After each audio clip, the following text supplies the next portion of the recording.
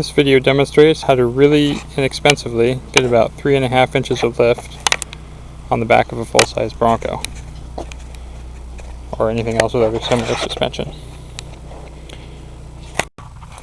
This is the stock arrangement.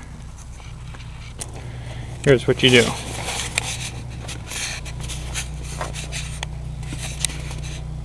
Turn it over like that and mount it differently. There's 4 rivets in here, 1 in each corner. They were here and here, and then the 2 on the back. Torch those rivets out, or drill them out if you don't have a torch.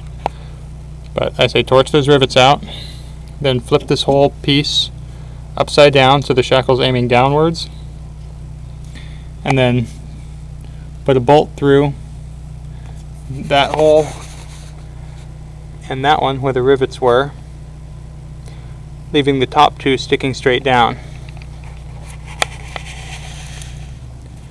Now, since we only have 2, I welded it all along here, give it a little extra strength, and I took a piece of flat bar and built that little brace on the top, which doesn't look like much, but since it's triangulated, it's actually pretty strong.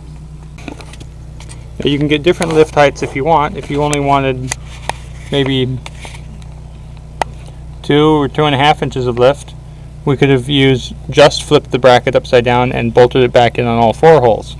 Keep in mind, wherever the spring, the rear of the spring is, however far we move that down from its original location, our lift will be exactly half of that distance. So I moved it down about 7 inches, so I get about 3.5 inches of lift, because the axle's in the center of the spring and the front's not moving. The reason we don't move the front is because this keeps our pinion angle correct. We want our pinion pointed within about 3 degrees of directly at the transfer case, because we have a CV joint, well, made up of 2 U joints at the top. So we want that more or less straight.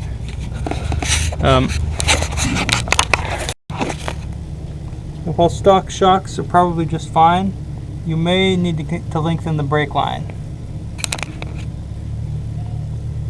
although you may not. But it's definitely something to check before you find out the hard way and tear one loose. I got these braided steel lines, lengthened them.